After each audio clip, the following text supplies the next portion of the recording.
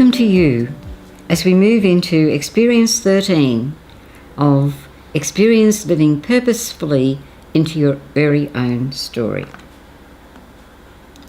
Series 2 has experiences 11 to 20, and each one of these experiences is some aspect of how our very own stories interweave.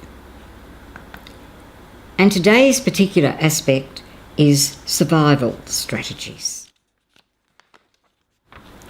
Gently become aware of you and your skin, letting all else be distraction. Gently let your frequently recurrent pattern of behaviour reveal itself. Ask your intuition to reveal to you more about this pattern of behaviour. Was there a particular experience or situation where the first set of feelings and reactions grabbed your inner attention, as in the 10-year-old story, parts 1 and 2?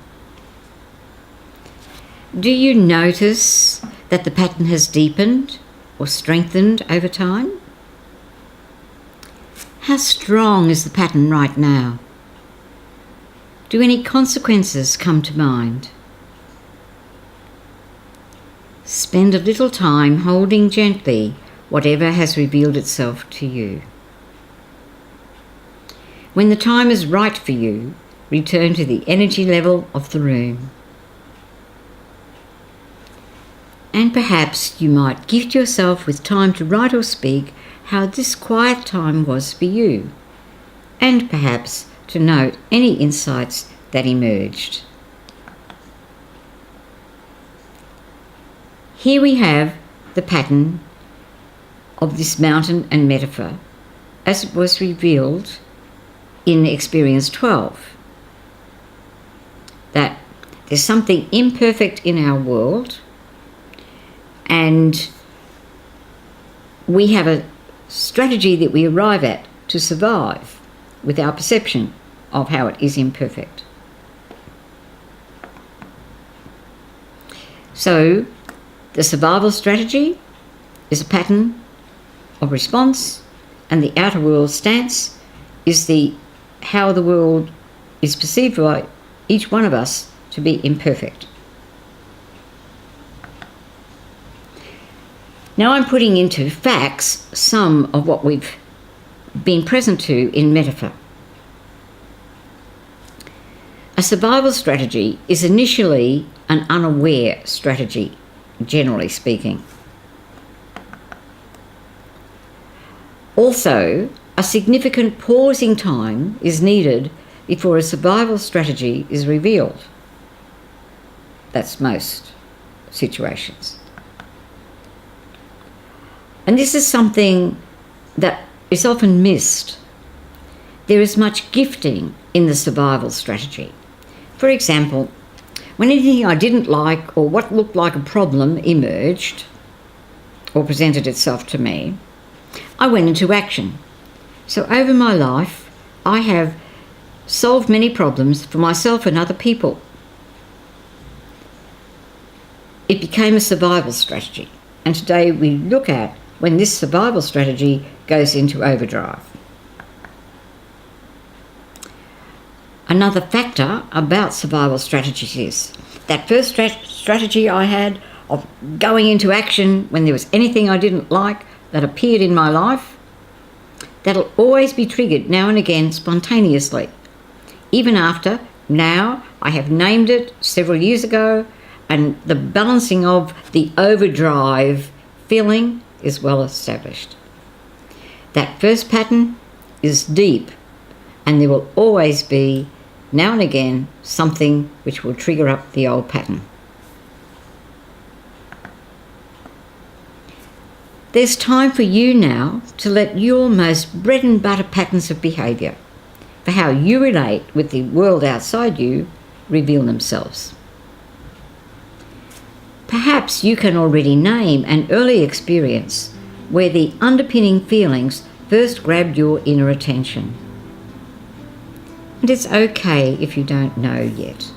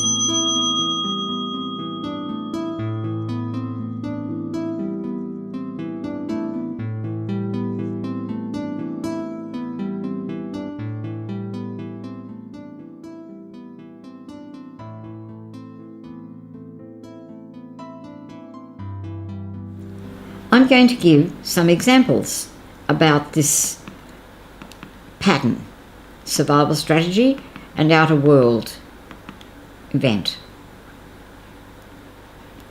So I solved a problem at 10.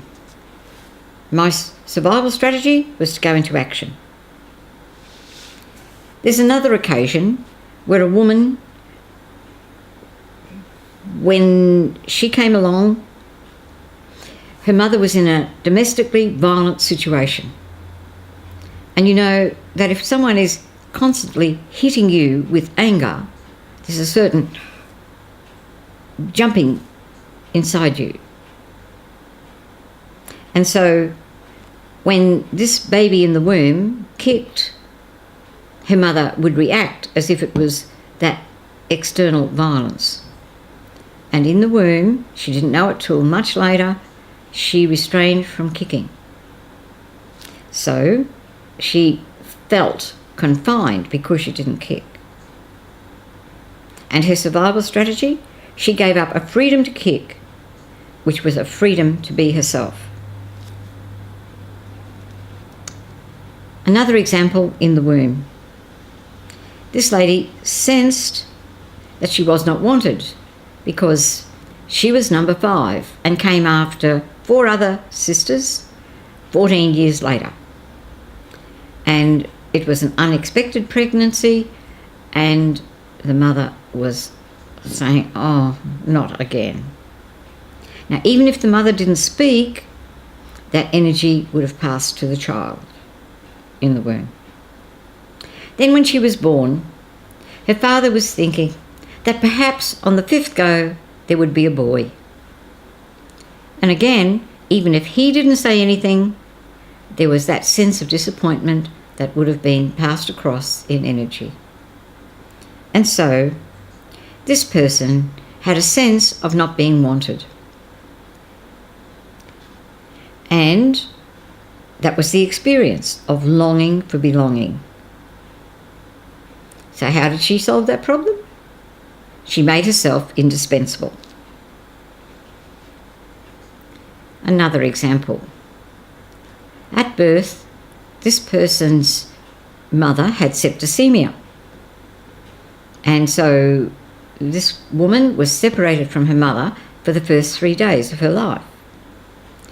And the imperfect experience for her in the world was that she felt abandoned. And her survival strategy was, well, I'm going to enjoy everything as it is right now. Embrace joy as it is in this now. Another instance is that a woman was sexually abused by her father from 4 to 16.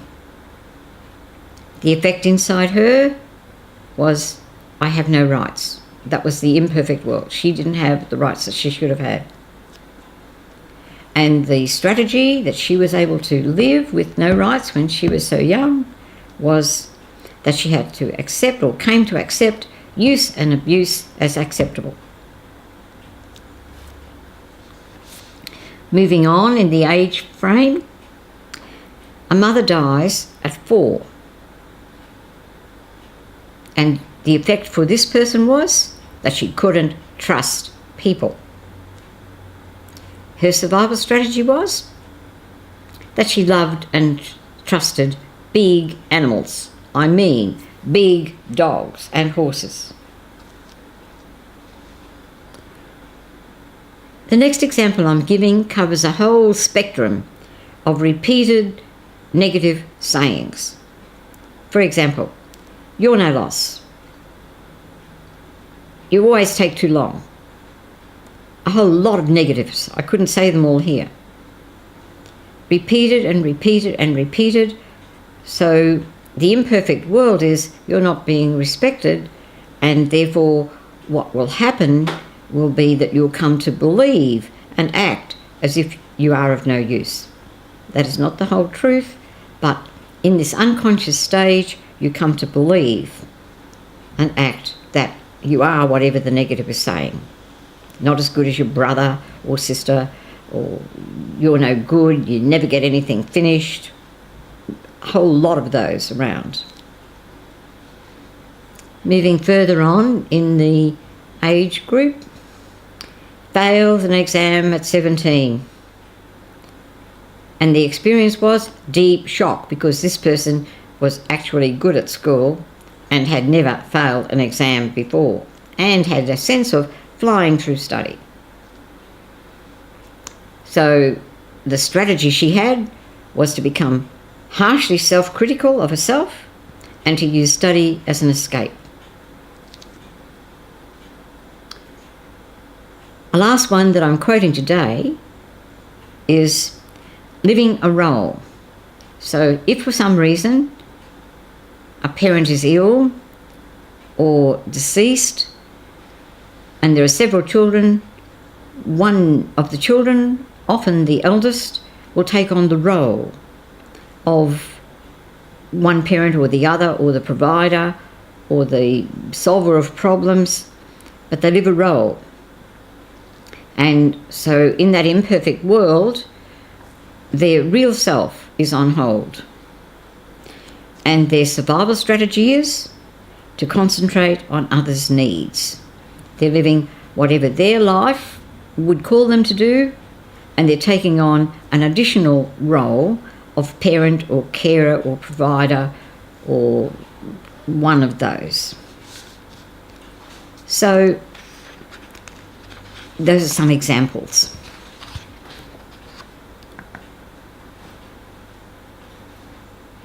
I'm giving you more facts out of these examples. The survival strategy is initially unaware, and significant pausing time is often needed before a survival strategy is revealed. There is much gifting in the survival strategy, and survival strategies will always be triggered now and again, even after naming and balancing is well established.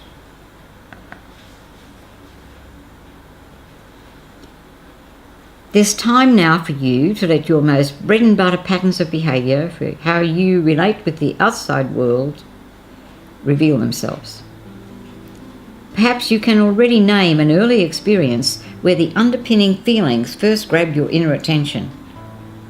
It is okay if you don't know yet.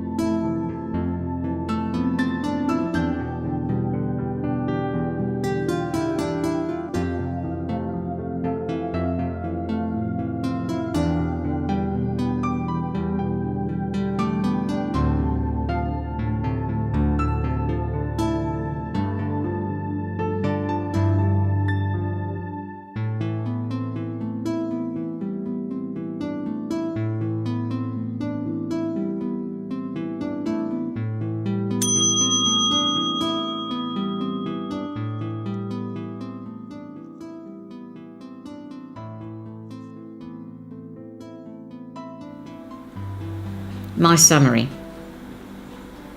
Out of many experiences, one, or a series of similar experiences, there are inner feeling reactions that really grab our inner attention. These inner reactions are repeated when a similar experience or situation turns up. After many repetitions, this repeated set of inner feeling reactions leads to a pattern of behaviour or a survival strategy in our outer world stance.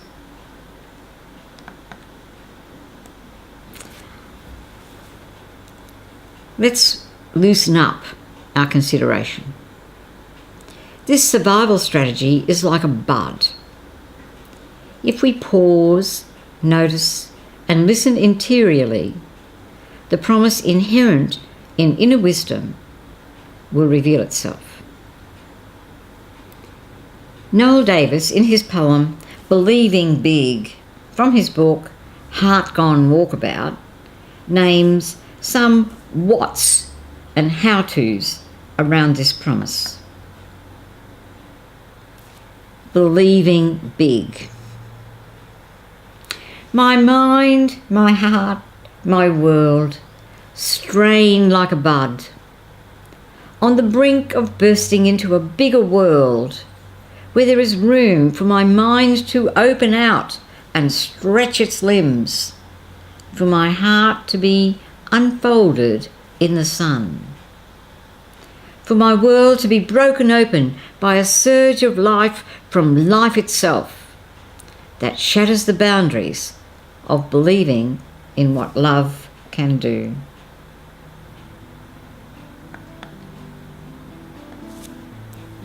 Has Experience 13 expanded your awareness of your patterns of behaviour or survival strategies?